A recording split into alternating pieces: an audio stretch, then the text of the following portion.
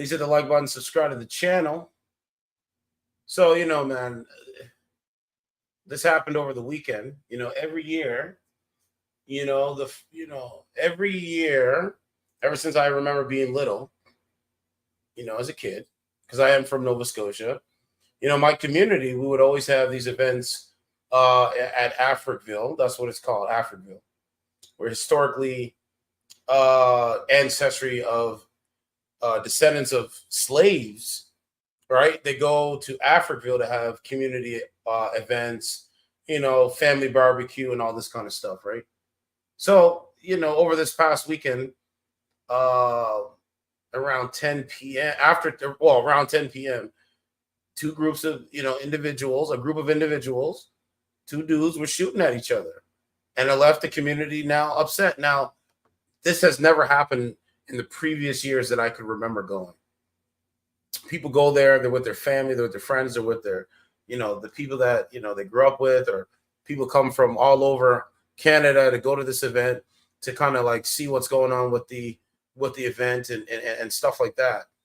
Now there's a shooting there. Now people are upset, man. And like, this is one of the reasons why I left Nova Scotia, because I'm like, yo, man, the forecast for this here and Canada, it doesn't matter where you are, but especially Nova Scotia, in the Black community, people just hate other Black people.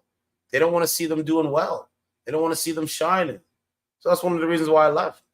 But anyway, here's the article. Hateful and senseless terror. Nova Scotia Black community left shaken as police continue to search for shooting suspect. Families who attend a reunion in Africville, historically a historic neighborhood north in Halifax, over the weekend, are still packing up their belongings, and 2 days after a shooting ended the annual event early. My heart aches, and it's painful because we have people that are injured, and that's something they're going to think about for the rest of their lives. Police say they're searching for two gunmen who exchanged shots in a crowd of people during the annual reunion, which brings together former residents and their descendants of Africville. There were 5 individuals that were struck by gunfire. That's a lot of people. All 5 individuals were taken to hospital, one of which was a teen with life-threatening injuries. CTV News has been told the injured teen is still in hospital. And my heart goes out to the victims in this story. While community members say the gunmen are not from Africville, some believe people at Saturday's event know who was involved. Of course, they know who's involved. Of course, they do. People know who did this, said Paula Grant Smith, who attended the reunion. They say, I don't want to be a snitch. Speak. Oh, it's time for it to stop. Well, it's not going to stop. Relating to my own personal grievance, it's not going to stop. It just continues. It's one of the reasons why I left. Because especially in Nova Scotia, if shots ring out, if there's a stabbing or something like that, people are not going to tell the truth. People are not going to say, you know what? This is what happened, and I'm going to stand 10 toes down and be honest about what happened. They just keep quiet because they don't want the repercussions of those people and their family members coming for them or seeing their family or their children in a certain place. So I understand it, but it doesn't make it right. And so this thing is going to keep going on, right? A traumatic experience when I was a kid, growing up as a teen, going into a young adult, that experience still haunts me to this day. And yet it still continues. Now the evilness is attacking innocent people at a family reunion. It's really crazy. It's really crazy, right? But no, they're not going to speak out. I'm sorry, they're not going to do that. They don't care. In the last 41 years of hosting the Africville reunion, it's the first time something like this has happened. Exactly. So I am 35. So all the times that I've went, even growing up as a kid, nothing happened. I'm not going to say we didn't, the people like that I know and the people that know me, we're not saying we didn't have beef. We just knew that like there was morals, values, principles back then. We just knew that, hey, this is a family reunion. We're just going to enjoy it. After the reunion, if we got a squabble, then we'll squabble after it, but not during. We just forget about it for, 24 hours to 48 hours. They can't do this. There is none of that. I just got up this morning and I cried. I think I've cried every day that I've been down here. It was just chaos here. Later, when I was with my friend, she learned her granddaughter had been shot, niece had been shot, another cousin of mine was shot in the leg. Grant Smith says she remembers hearing the gunshots ring out. At first, I thought it was firecrackers. I ran towards it because my daughter and her husband were there, and so were my grandkids. We were so relaxed that we never thought anything like that would happen. And now I'm afraid to say some people will not come back, but I hope they do. The president of Africville Genealogy Society, I think that's Irvine Carvey, said the incident will not impact future reunions. Well, that's good. We will not allow the incidents of Saturday to define who we are as people. We will definitely not. We definitely won't. We are Africville strong. Carvey said he's holding an emergency meeting Tuesday evening to address safety. My recommendations to my board is that we have a safety audit done on the site in terms of what we would need to do to secure this area to make sure that people that are in here are safe. The government of Nova Scotia says it has opened a helpline for anyone seeking counseling after the shooting. That's not going to do anything. I mean, it's open, but it's not going to do anything. Sorry. The Ministry of African Nova Scotian Affairs said on social media Monday that province's thoughts and prayers are with the victims and their families. She was deeply saddened and concerned by the violence. It's going to continue. We remain committed to supporting the Africville community during this difficult time.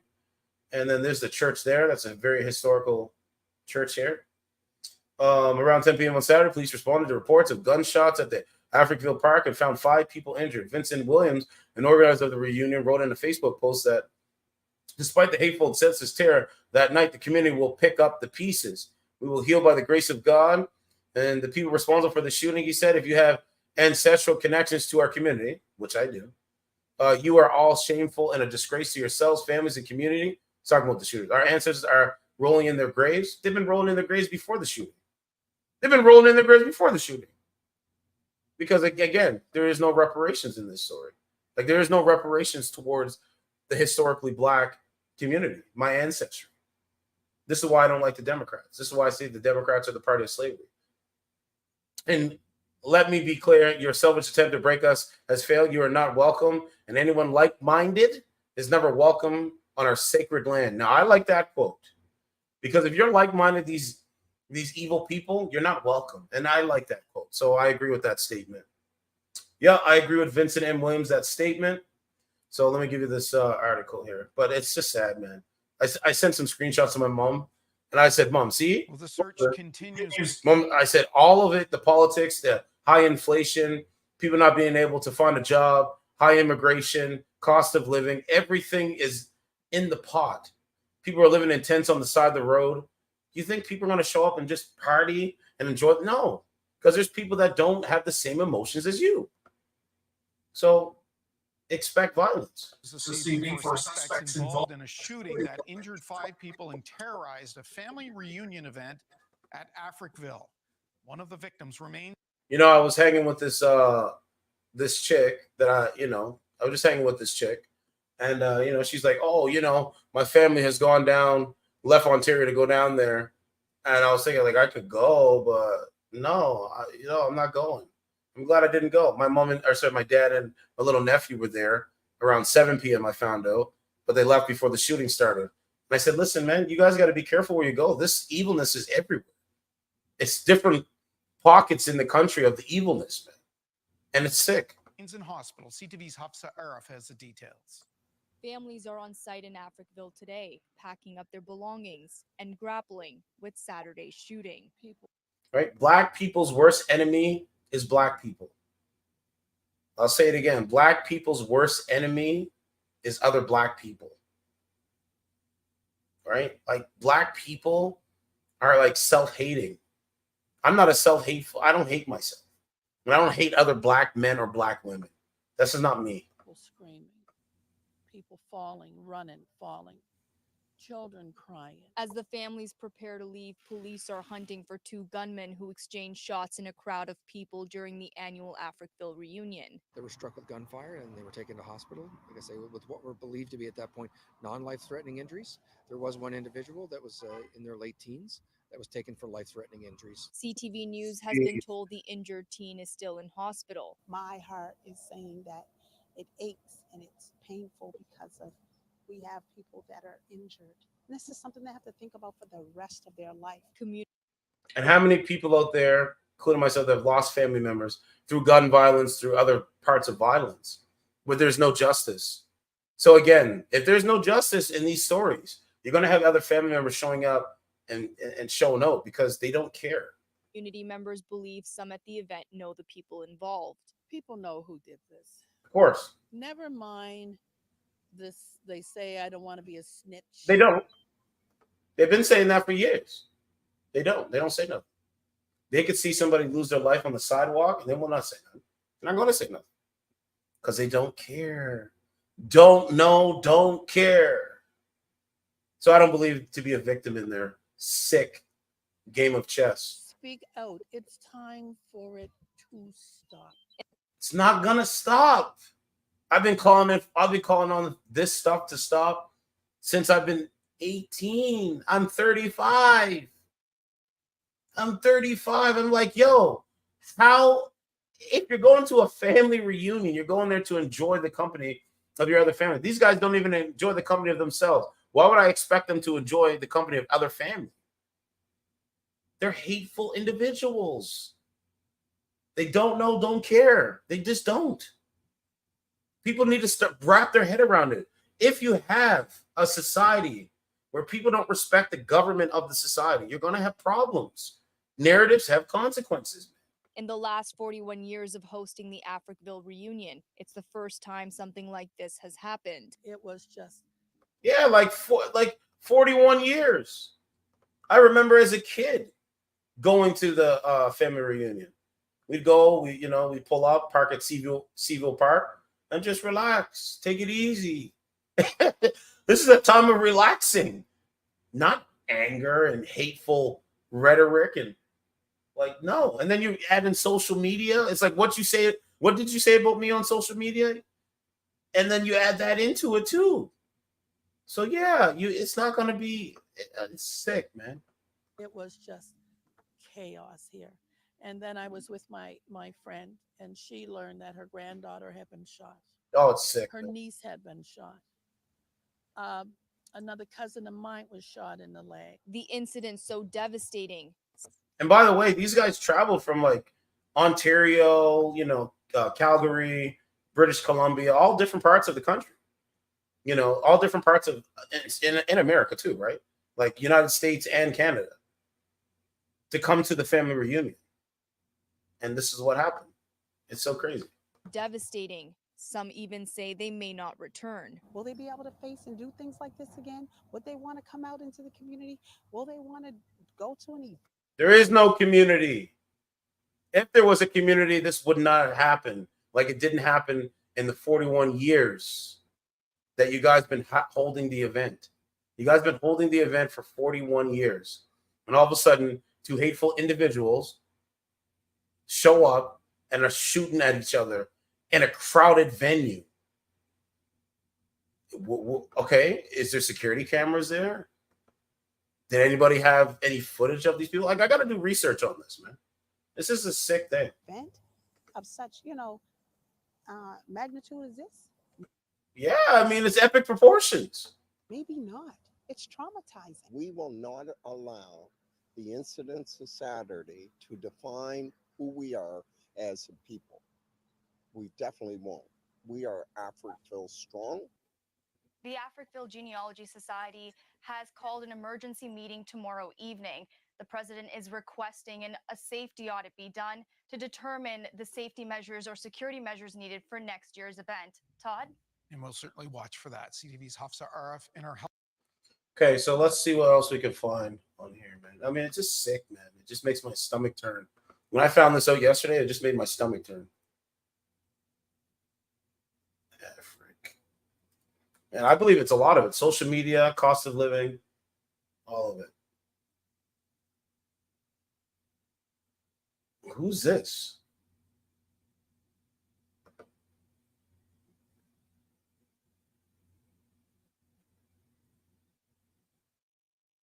I don't know who said that, but this white woman said this quote: "I can't think of a better activity to commensurate Africville than a shootout. That's what this white woman said.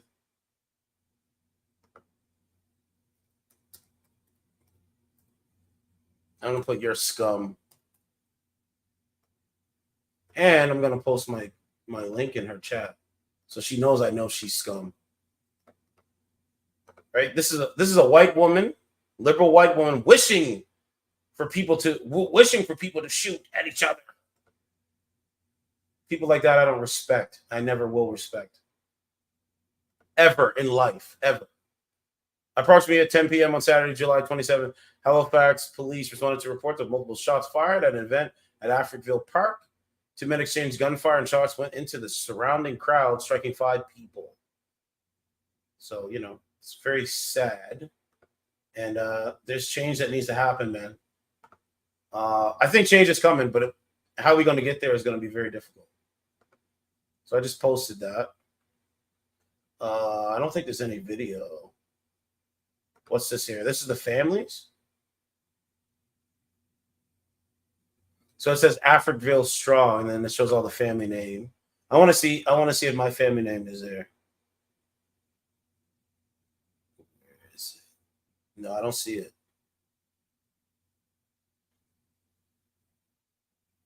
No, it's not there. I don't see it. So here's some of the images.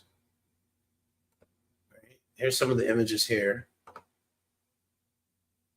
Right? That's what the police do. They go there and they caution it off. You know what I'm saying? They caution off to do their forensics test. Right? Test for forensics.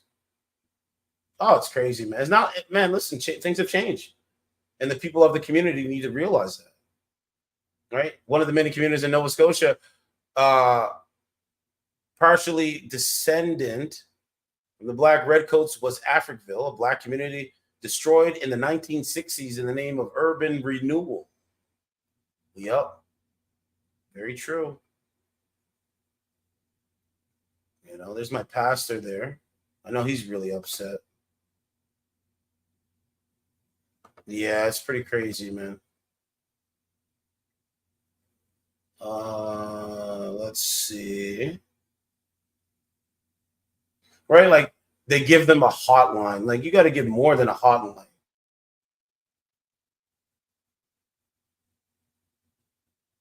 Okay, here's the blessing of God. It's raining.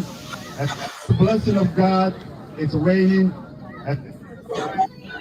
Of a blessing and joy.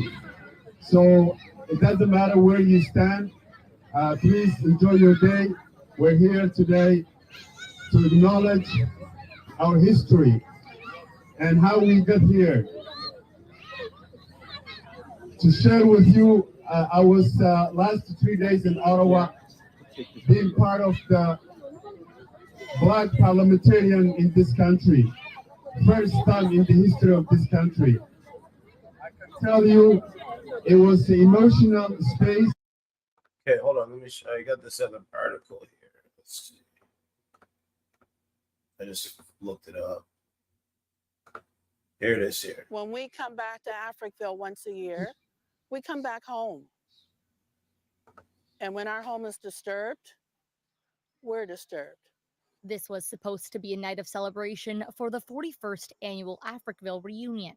But the festivities came to an abrupt halt when shots were fired into the crowd, striking 5 bystanders and sending attendees running for their lives. This Crazy, man. horrendous act took place by no former residents of Africville. And we're furious and we're hurt. And I am livid that my grandchildren, my nieces and my nephews had to go through that last night. It was like being in a war zone. Well, to the sister, we live in a war zone. And until people start to realize that, I don't know what else to tell you. It's an attack on the family. It's attacking the Black community. It's attacking the white community. They are attacking the fundamental ideals of this country. I cover mass shootings on my channel. I cover mass shootings in America. I covered Trump's what is it called? assassin when he tried to take a former president. That was a couple weeks ago, July 13th. I covered that on this channel. So I would expect violence is going to erupt in family events, like venues. This is going on. This has been going on for the last 3 to 4 years. And you can blame the people that are in power. You can blame Justin Trudeau. You can blame Joe Biden, because politics is downstream to culture. If you have bad politics, then you have bad culture. Right? Yeah, if you have bad politics, yeah, right? This is what's been going on, man. And I've been covering it for a long time. So I'm shocked, because the ancestry in Africville, it should have never happened in the first place. And no grandchild or no grandchildren, no grandbabies, no children should ever be put in those predicaments. But you have hateful people that run the government, and then you have hateful people that walk amongst people that are not like that. Like, it's sick. It's been going on, though. Here you go. Police were called to the scene around 10 p.m. Saturday night, but the gunmen were nowhere to be found. At this point, we don't have specific suspect information. Of course you But, don't. certainly, we do want to assure the public, and our investigators do believe at this point that we don't believe this to be a random incident. 5 individuals were caught. Yeah, it's these guys know each other. You said something about me on social media. You had sex with my girlfriend. That person might have had sex with his girlfriend. Whatever. There might be prior beef to them showing up and seeing each other, not liking each other. That's what it is. In the crossfire, including one teenager. These young people, and I say young people with a capital Y, came into Africville of all places and started a war. How Yep, they did. dare they disrupt something like that? It's not even. Yeah, well, again, I'm 35 years old. I went to Africville many, many times. That is before I moved to Nova Scotia, or moved to Ontario. I went to Africville lots of times. Very fun, very family oriented. It's fun. I love it. So again, when I hear this story, I'm like, yo, this stuff is creeping up. It's just creeping up. It's getting a little bit too close now. It's evilness. Again, there's different pockets in the country of the evilness. Now, again, to the sister, you say, how dare they? I've been saying, how dare they for years. I've been saying, how dare they for years.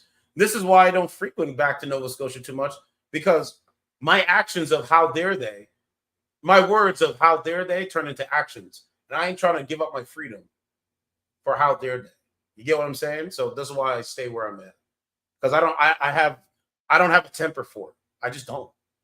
The bozo clown world, idiots of life. I just don't have it. I don't have a tolerance for it. Like, I just don't. Like, I'm just keeping it real. They're just cogs in a machine. These are the same people that for years have told me that I don't know what I'm talking about. Oh, I shouldn't think that way. Oh, Jeanette, Jay, you don't know what you're talking about. Just relax. And all while you're watching the country be destroyed in real time because they don't care. A war. How dare they disrupt something like that? It's not even so much the events. It's the camaraderie, just that reuniting. There is none of that. They don't care about fellow black people. Black people don't care about black people. White people don't care about white people. Like, it is a war zone. It is how I just covered a story of liberal white women talking about their race. Man, it's just sick. To let us know that we're still here. By the way, they can't talk to people that disagree with them. We know that. I could respect if they could talk to people that disagree with them, but they can't do it. They shut down. Oh, you believe this? Okay, what's your facts to back up why you believe this? They shut down. So no. I would expect violence, and this is just so you know, this is just a prerequisite for what is to come. I know this for sure. I'm 100% accurate. People message me all the time on Instagram, like, "Hey man, you were right. Joe Biden did drop out." I was like, "I told you." Here, this incident was not the doings of Africville people. The investigation Oh, I is believe currently that. ongoing, and police are Did I not say forensics cautioned it off? Did I not say forensics cautioned it off during this stream? I said, yo, the forensic people cautioned it off. Look, what does that say? Forensics. They're looking for bullet fragments at a family reunion. This is why I don't go to these things anymore. Nope, I don't. Nope. They're looking for bullet fragments at a family reunion, and this makes the black community, right? Because I say things that people are afraid to say. So just because of the shooting, it doesn't define the people at the family reunion, right? It doesn't define them, but because of the shooting, because it's in Canada, they're gonna try to paint Africville now in the coming years in the next reunion as a place where you could go there and lose your life. You could go there and lose your life. You could just be in the crowd with your family, granddaughter, whoever, and you could go there and shots ring on and you could get injured. That's how they're going to paint it. So anyway, the media is already doing that now. Look, forensics. is currently ongoing, and police are asking anyone with information to come forward. At this point, there is no evidence to suggest that it certainly. There is no evidence. There is no evidence, but we have forensics looking for evidence. See how they lie? Look at this shit. Yo, there's no evidence, but we have forensics with what's that called? A metal detector scouting through there to look for evidence. But they don't have any though. Is currently ongoing, and police are asking anyone with information to come forward. At this point, there is no evidence to suggest that he's looking for evidence. What are you talking about? The nature of the event had any significance other than the individual that may have been there that was targeted. My family was in the midst of that gunfire, and yes, I was running towards it. So she was running towards bullets. Wow. You got elder black women running towards bullet fire. This woman is a superhero. I believe this. And those bullets were flying all over. She's a superhero. Global News, Halifax. All right? She's running towards the bullets. You know what? I respect it. You know why? Because she's not a coward. She didn't run away. She ran towards it. So I respect it. You know, and I know she's upset, and I don't blame her, man. Not at all. I don't fault her at all. Because she just wanted to go there and appreciate, you know what I'm saying, the heritage of Africville and just kind of just relax with her family and her loved ones. And all of a sudden, you know, there's unwanted, hateful, you know what I'm saying, evilness that show up to try to destruct. If you're a Christian in this country, they don't want you to be happy. They don't want you to cherish family. They don't want you getting with women. They don't want women getting with men. And I blame the people. I blame the hierarchy. I blame the people that are in office. Simple. That's my grievance. Right? There's my channel right there. So, you know, the history is there. I think it's disgusting. I really do. I think it's disgusting. I was just here a couple weeks ago, you know, with a chick, and we were talking about Africville. And then yesterday, Sunday, I found out that this happened. It's just sick. So again, my condolences goes out to the families of the victims. It's just a stain it's just a stain, man. And it needs to stop. But it's not going to stop. Once you realize it's not going to stop, then you start to realize what you realize. Okay, let's see what else we got going on here. It's the Toronto News. He has a road rage incident. Let's see. I don't know what this is, man. Okay, I think there's some videos of Africville that we can go through. Okay, so here's the history here. There is something intangible about the places we gather. Over time, the walls of those places come to hold not just their inhabitants, but a kind of collective spirit, what historians might call collective memory.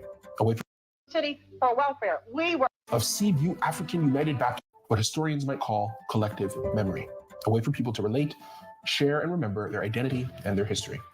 In a small town outside Halifax, Nova Scotia in 2011, a church was built in an attempt to be an exact replica of a church that once stood in the same spot over 40 years prior. But despite its architectural resemblance, this new church was empty of the collective memory that had filled its predecessor for over 100 years. Instead, it carried a new memory, that of racism, discrimination, and displacement.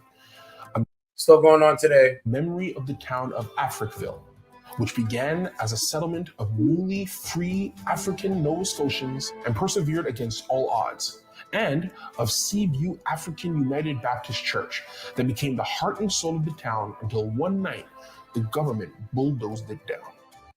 Okay, there it is right there. The government bulldozed their community, and they have yet to give reparations to my family and, you know what I'm saying, my ancestry and the ancestry of my family members' ancestry. The government has still yet to give reparations for them destroying their community.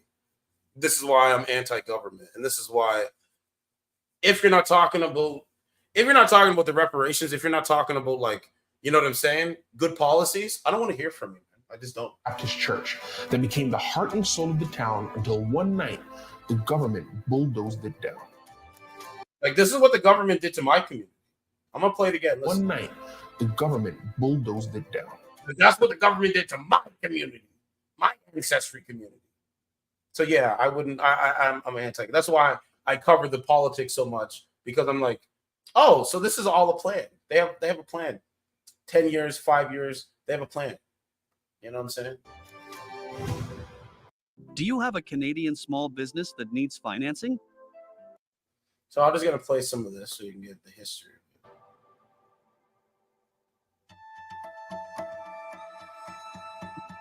After the American Revolution and the War of 1812, large groups of Black settlers began coming to Nova Scotia, having been promised land and freedom.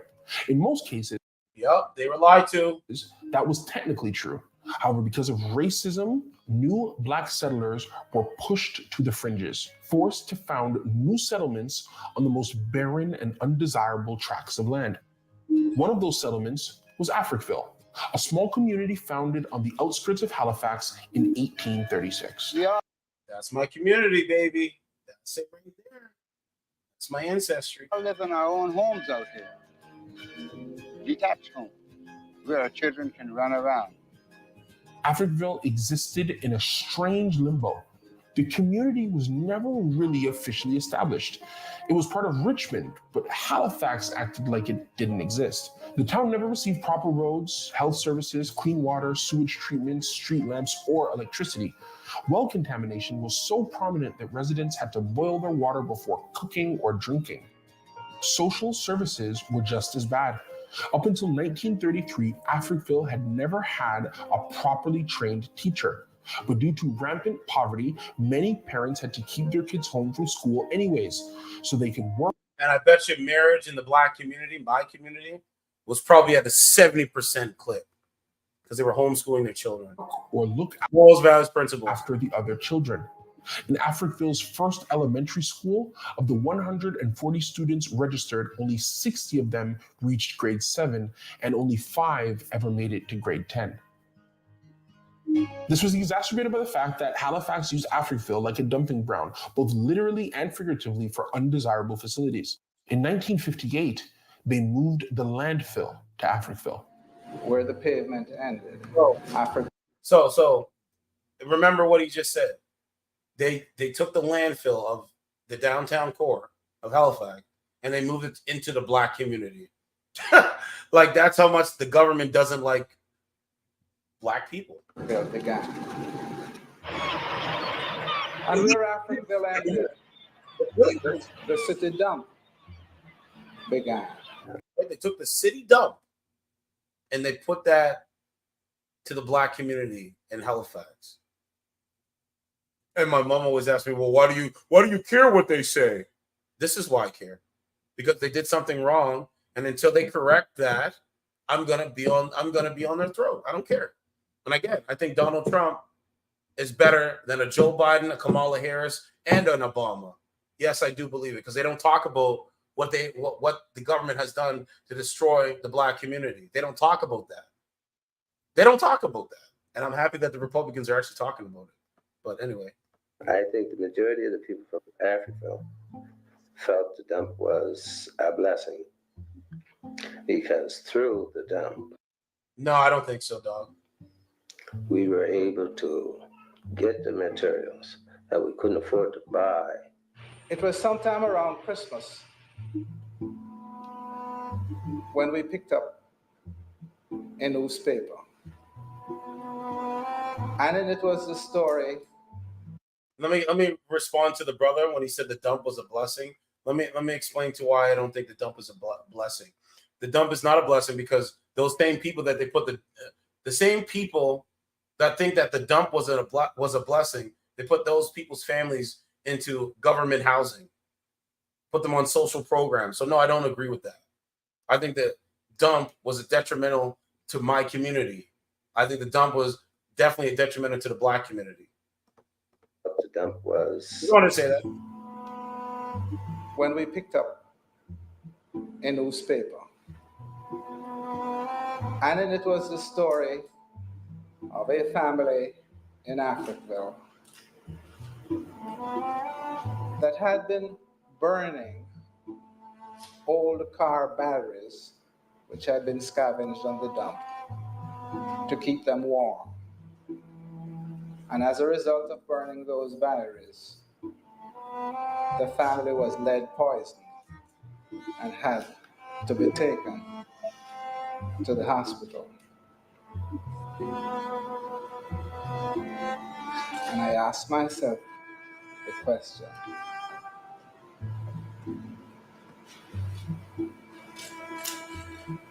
God, what is this? Great. One bright spot of the community was the church. The church was the center of social life, the place of baptisms, weddings, and funerals. Other groups from across the area. What did I say? In my community, and this reflects to the Americans, the Black community in America as well. Under these policies, like under the thumb of the government, of my ancestry, marriage was important. Like, yeah. Like to think that marriage wasn't important back then is really insane. But like today, they don't think marriage is important because of social media and the validation and the digital addiction that they have. They don't think they don't really need anyone. So it's really funny. But again, Kevin Samuels even called it. He said, under Jim Crow and segregation, marriage in the Black community was plus 70%. Now today, it's single parent households, childless cat ladies, single family structure systems, female-led households, and their children are being raised without a father. The young boys are being raised without a father. You know what I'm saying? And the young boys being raised without a father become very emotional, not masculine, become more feminine. Yes?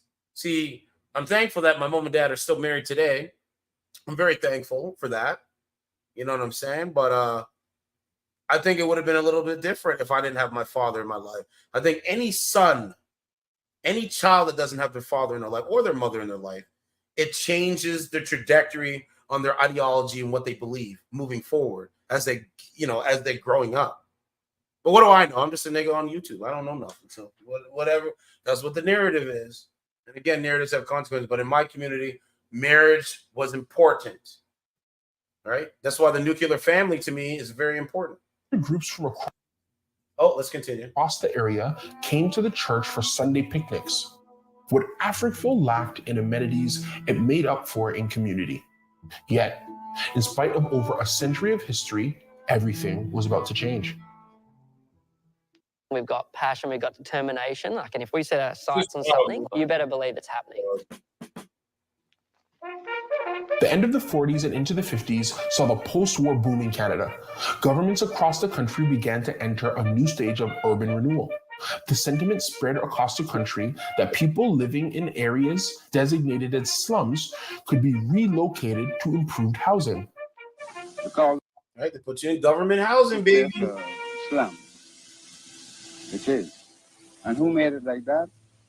The city is the cause of all of it. Halifax City Council voted unanimously to adopt the relocation proposal. The relocation... Like, this is what they said about my people, man. But we got to find out were they Democrats. That's my next thing I need to find out. So let me do a quick Google search because this is the first time I've done this, so I want to see. I wasn't gonna do this story, but I have to do it just so I don't forget. But I wanted to see if there were Democrats that voted for those policies, and if they are, you better just hope they're not, because I'm gonna go 100 times deep. So the government recognized its commemorative site and said it was a museum. Africa was founded by Black Nova Scotians of various origins. Many of the first settlers were formerly enslaved African Americans. So when they say, "Oh, well, you're in Canada, you don't know what you're talking about," stop the cap. But let me look at this thing. I just want to see.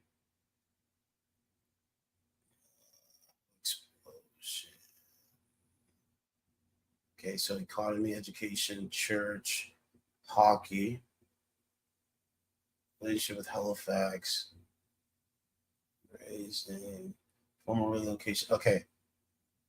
Resident lines were moved out of trucks, but I want to know if they were Democrats, though, man. Any former residents believe the city council had no plans to turn African industrial site.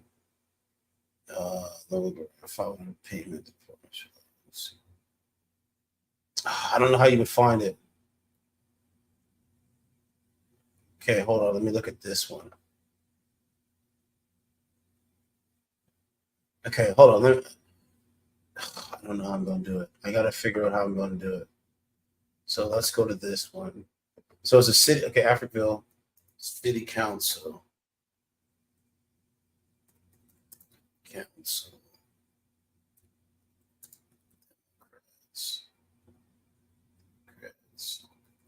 I'm just looking right now.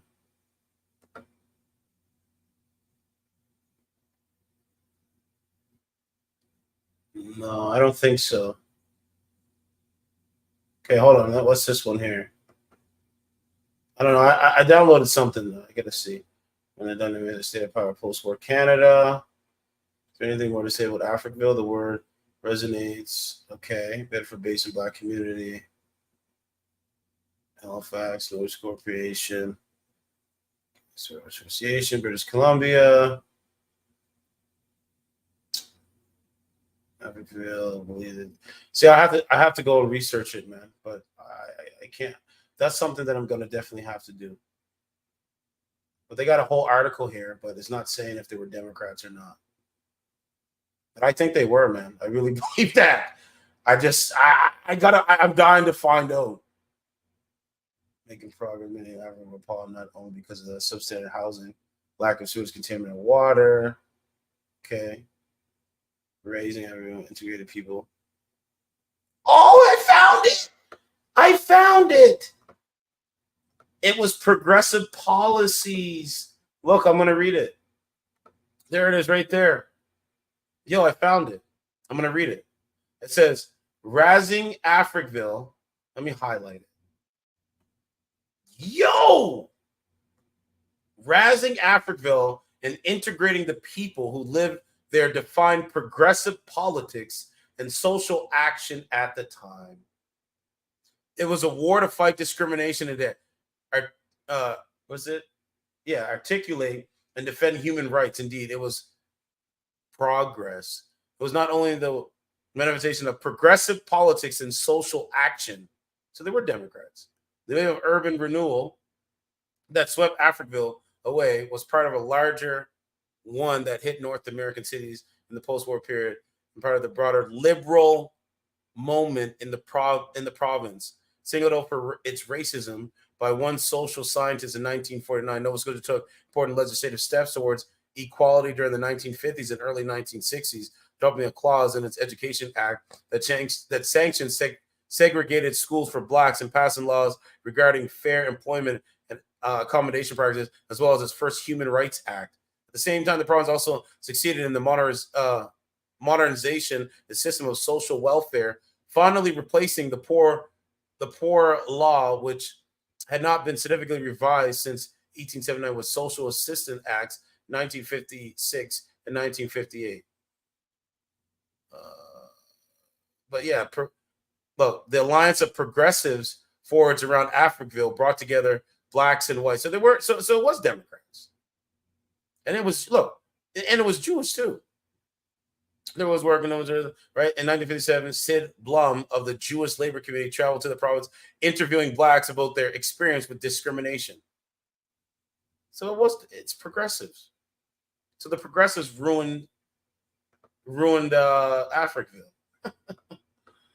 Oh man, that's crazy. It began in 1964. The disappearance of Africville in the Crazy. 1960s was attributed to urban renewal. There was a program which included wholesale rehousing and swept across Europe and North America. So the urban renewal progressive and liberal was intended policies to make once things again. better and displaced hundreds of thousands on both continents. Ultimately, it was clear it was a failure. In a very real sense, the Black people in the wider community of our province were not sensitive enough to unite, to come together, and to fight this blatant denial of people's human rights. That you could not think, that you could not make decisions, that we do all your decision making for you. And that was what happened in Africville. They went through the exercise of having meetings with the people there, but behind it all, decisions had already been made. That was prime land. That was important land. That this kind of land was not for the Black people. The city began approaching residents of Africville with offers to buy their homes. The problem was many of the residents of Africville lived in homes built by their ancestors. They had no deed, no paperwork of any kind proving that they owned the home. They never needed any. Out of all the residents of Africville, only 14 had clear legal title. For those without paperwork, the city offered $500, about $5,000 adjusted for inflation today, and promises of future allowances. I remember the city saying to these people, if you're not out of there by the time the bulldozer gets finished with one home, then your home will be bulldozed over. You won't give the $500. You won't get the $500 the city is promising to give people. You won't get a home for $500 to give up your home. I remember church. Yo, that's amazing. I remember Mrs. Mountain. Give up, right? To give up your home is fun, man. I told you. Tore it down. Never took a stitch of furniture. Gave her time to take a stitch of furniture out of her home and knocked it down. They bulldozed. Mr. James's store was in the hospital. Ampel Hospital. How much would $500 be? I mean, this is a really great article here. He says, discovered Halifax, the place where Black women graduate secretarial school discovered the promise of employment made over the telephone evaporated when they turned up in person, where white barbers refused to cut Black men's hair. like, I just can't believe it. And they wonder why I say what I say. Like, look what that says, man. Right? You know, there's a whole article on this right here. It's really amazing.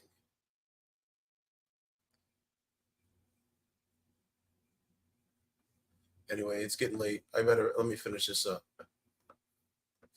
Okay, let's continue on.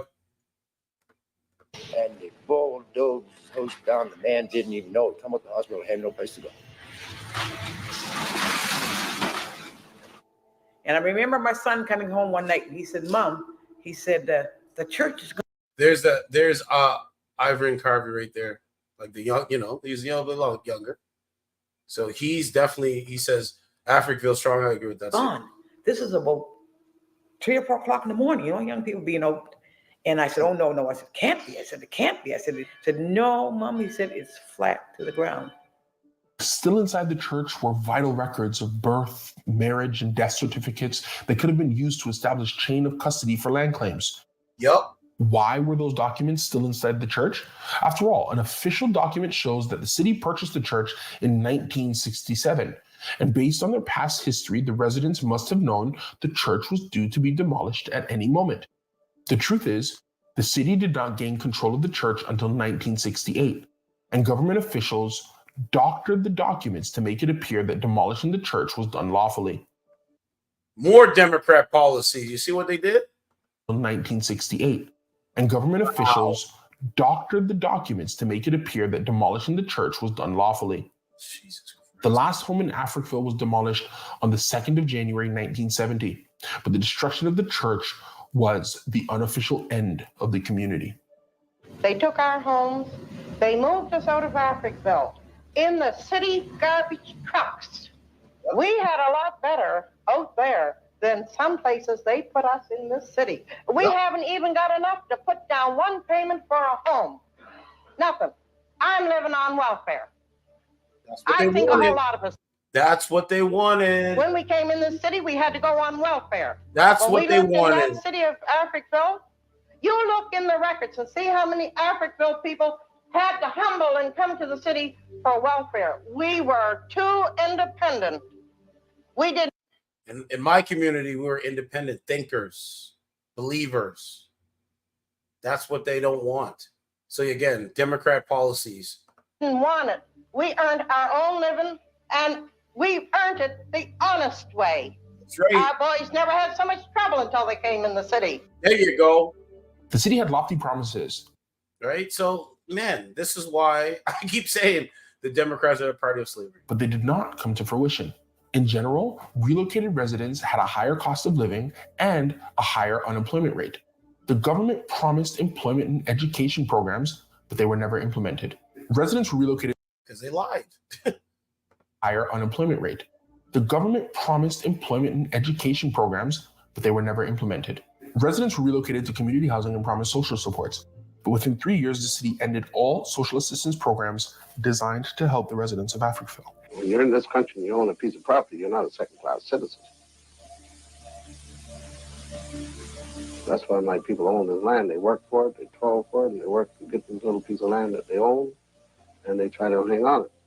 But when your land is being taken away from you and you ain't offered nothing, then you become a peasant in any man's country. Yeah, that's right. The spot where Africville stood also never lived up to the potential promised by the city. A highway was put through part of it, but surviving residents of Africville and their children never stopped protesting. As a result of the continued backlash in the 80s, the land where houses once stood and families made a life for themselves became a memorial park, preventing it from being developed. In 2002, Halifax Mayor Peter Kelly offered some money and land services to create a replica of the Seaview African United Baptist Church, and the site that once held Africville became a historic site that year.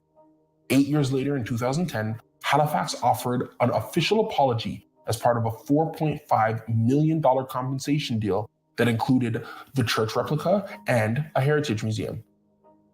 On behalf of the Halifax Region they got a little bit of I apologize to the former Africville residents and their descendants for what they have endured for almost 50 years. Ever since the loss of your community, which stood on the shores of Bedford Basin for some 150 years.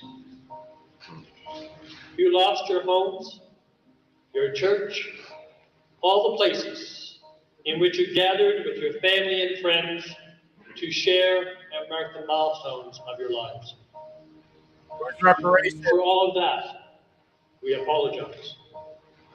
We realize words cannot undo what has been done, but we are profoundly sorry and apologize to each and every one of you. Our history cannot be rewritten, but thankfully, the future is a blank page. And starting today, we hold the pen for which we can write a shared tomorrow. It is in that spirit of respect and reconciliation that we ask for your forgiveness. And yes, white women did go to the barricades. It's one of the nicest little communities I ever. So my whole thoughts is, even though he apologized, right, still needs reparations. I'm sorry. I'm going to tell you something. I've been around this world twice. I've never met a place like Africville. Never. But Mr. Steed, everybody thought it was such a bad place. Who? All the people who tore it down. Oh, the people that tore it down. That's the people that tore down the city of Halifax, the authorities of the city of Halifax. They said it was a bad place. That's what they called it. But it was not to us, it was a heaven, a home, a real home.